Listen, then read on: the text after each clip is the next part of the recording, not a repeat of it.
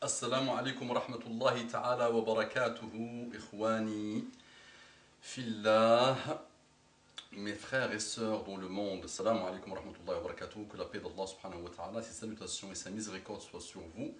Allahumma laka alhamdu hatta tarda, wa laka alhamdu idha radita, wa laka alhamdu ba'da al-rida. Allahumma salli ala Muhammadin wa ala alihi wa sallim tasliman kathira. اللهم شفع فينا حبيبنا محمد صلى الله عليه وسلم واجمعنا به في جناتك جنات النعيم وبعد. Donc on continue Inch'Allah nos interventions sur le mariage,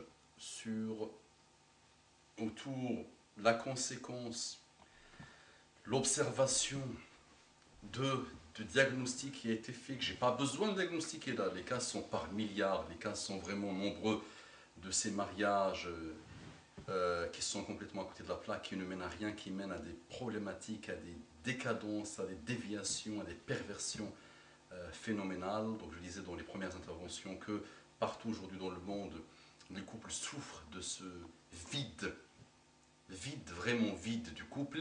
Le couple est bâti sur des choses autres que les choses qui méritent vraiment, qui méritent de régir la relation de mariage. Donc sur la dernière intervention, je parlais de Muhammad sallallahu alayhi wa sallam, inni mubahin bikumul umama yawm al-qiyamah. Notre prophète nous dit, tazawwaj al-wadud al-walud, marié avec celle qui est douce, aimante, le walud qui fait des enfants.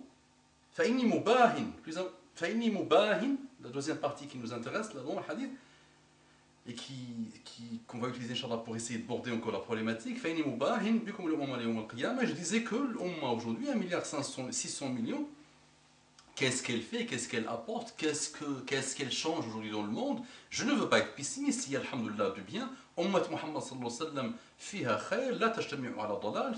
La Ummat Muhammad sallallahu fiha, il y aura toujours du bien, mais le noir aujourd'hui, le blanc peu, par rapport au noir qui est vraiment, qui couvre le blanc, qui cache le blanc, qu'on ne voit pas beaucoup. Mais dans cette umma, il y a le khair, croyez-moi qu'il y a beaucoup de khair, et dans l'humanité en général, elle n'est pas mauvaise par définition, il y a dedans le khair, le bien, et le plus intelligent, le plus sage, c'est celui qui essaye de faire grandir le bien en lui, et délaisser le mal, et le réduire au maximum. Donc cette umma, regardez, est-ce que, au moment de ton mariage, est-ce que, peut-être 5-10 ans avant même ton mariage, tu disais, dans ton objectif, l'objectif est clair, je veux, Inch'Allah, dire à mon prophète, Ya Muhammad sallallahu alayhi wa sallam, mon chéri Muhammad sallallahu alayhi wa sallam, toi que j'aime Muhammad sallallahu alayhi wa sallam, Habibi Muhammad sallallahu alayhi wa sallam, Nabi Azimi Muallimi Muhammad sallallahu alayhi wa sallam, mon maître, mon Rasoul, mon prophète, j'ai fait ce que tu m'as demandé. Tu m'as donné un ordre, Ya Habibi Muhammad, j'ai fait ce que tu m'as demandé. Allah m'a demandé par ton intermédiaire de bâtir, de fonder un couple, mais pas, je mets un point, un couple qui va vers Allah subhanahu wa ta'ala, qui est soumis à Allah subhanahu wa ta'ala dans tous les domaines. C'est pas qu'un couple, un garçon, sa barbe, son beau qamis, ou une fille, son hijab, son voile ou son niqab, et ses petits mots, subhanallah, par-ci, là, astaghfirullah, par-là, donc c'est la forme de la religion, mais pas autre chose. Non, on bâtit vraiment des gens de l'intérieur et de l'extérieur qui sont soumis à Allah subhanahu wa ta'ala, qui rendront petit à petit la terre soumise à Allah subhanahu wa ta'ala. Est-ce qu'on dit ça? Si on ne le dit pas, bah c'est normal les amis. C'est normal que dès la consommation du mariage, parce que une des conditions, c'est vrai, c'est pouvoir avoir des enfants, avoir la relation intime, c'est vrai dans les conditions, dans les objectifs aussi du mariage, c'est ça. Mais malheureusement, quand elle devient le seul objectif d'un mariage, quand les shabab, les jeunes attendent avec impatience ce mot, et quand les femmes aussi l'attendent avec impatience que pour la relation intime, on n'a rien compris les amis. Parce que la relation intime c'est rapide, ça va rapidement, on rentre dans l'ennui et on veut aussi consommer d'autres, parce que c'est aujourd'hui les hommes et les femmes c'est comme des bananes ou comme des cerises qu'il faut qu'on peut consommer à n'importe quelle seconde avec les possibilités offertes par le monde trop rapide et le monde technologique aujourd'hui. Ou est-ce que vraiment on a comme but de bâtir, de fonder un couple soumis à Allah subhanahu wa ta'ala? L'islam, qu'est-ce que c'est l'islam? Être soumis à Allah subhanahu wa ta'ala. Le couple doit être soumis à Allah subhanahu wa ta'ala. Ma relation avec ma mère doit être soumise à Allah subhanahu wa ta'ala. Ma relation avec ma femme, elle doit être soumise à Allah subhanahu wa ta'ala. Ma relation avec mon mari doit être soumise à Allah subhanahu wa ta'ala. Ma relation avec mon voisin doit être soumise à Allah subhanahu wa ta'ala.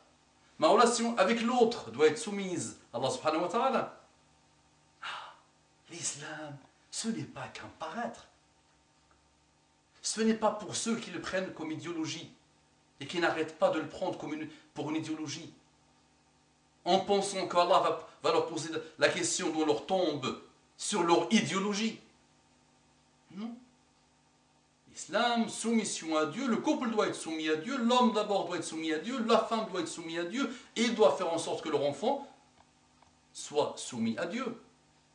Sinon, donc si on ne se pose pas la question, et si on n'essaie pas de répondre à Muhammad sallallahu alayhi wa sallam, alors que nous sommes encore en vie, avant même le jour où on rencontre Allah subhanahu wa ta'ala, si on n'essaie pas de répondre à Muhammad sallallahu alayhi wa sallam, Ya Habibi Muhammad sallallahu alayhi wa sallam, j'ai fait mon maximum, j'ai essayé, j'ai invoqué Allah, je fais pas mal de choses, pas mal de briques dans la construction de ce projet, parce que c'est aussi un projet, c'est une rencontre entre deux êtres,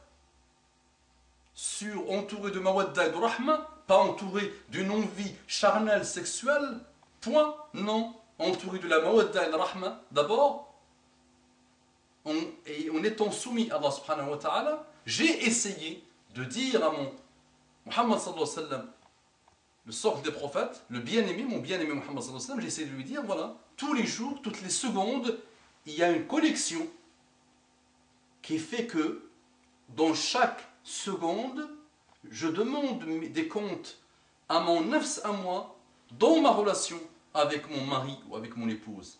Est-ce qu'on essaie de le faire comme ça, ou est-ce qu'on se lance comme des brebis?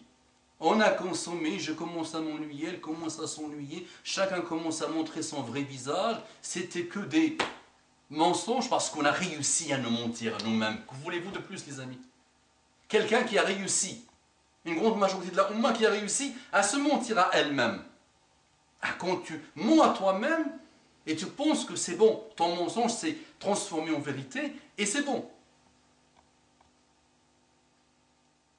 Donc les amis, ce couple-là, il y a beaucoup de questions qu'on ne doit pas arrêter à se poser.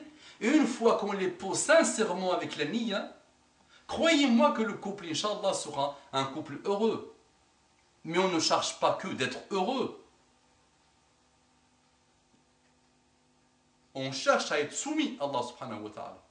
Et la soumission d'Allah subhanahu wa ta'ala fait qu'on sera toujours heureux, quelle que soit la condition qu'on vit, quelles que soient les épreuves qu'on vit. Sinon, on va continuer à appeler, à envoyer des mails à nos chers pour dire il m'a battu. L'autre jour, je reçois une jeune femme qui me dit je connais tel cas, le monsieur qui était bien dans sa religion, mais petit à petit il a commencé à dévier, donc il a commencé à frapper sa femme. Quand elle lui a annoncé qu'elle était enceinte la 5e fois, il l'a tabassé, il l'a tabassé, il l'a tabassé, il lui a cassé son épaule, il lui a cassé ses dents, elle a passé quelques jours et nuits à l'hôpital.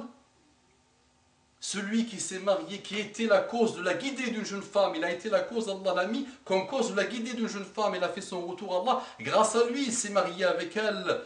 Et petit à petit, quand elle lui a annoncé qu'elle était enceinte la 3e fois, il l'a tellement tabassé qu'il a dû avoir son enfant à l'hôpital, qu'il avait 5 mois et demi. Je ne sais pas s'il avait survécu ou pas, mais il a dû, la pauvre, donner naissance rapidement à 5 mois et demi.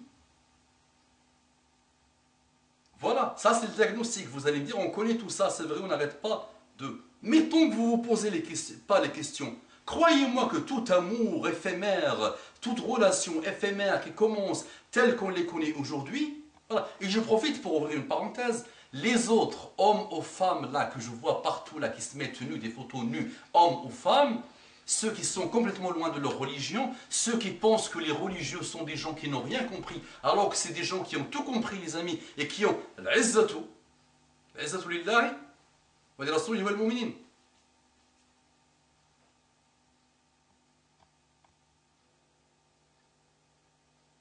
أقول قولي هذا وأستغفر الله لي ولكم فاستغفروه إنه كان غفارا رحيما اللهم صل على محمد وعلى آله وسلم تسليما كثيرا Assalamu alaikum wa rahmatullah.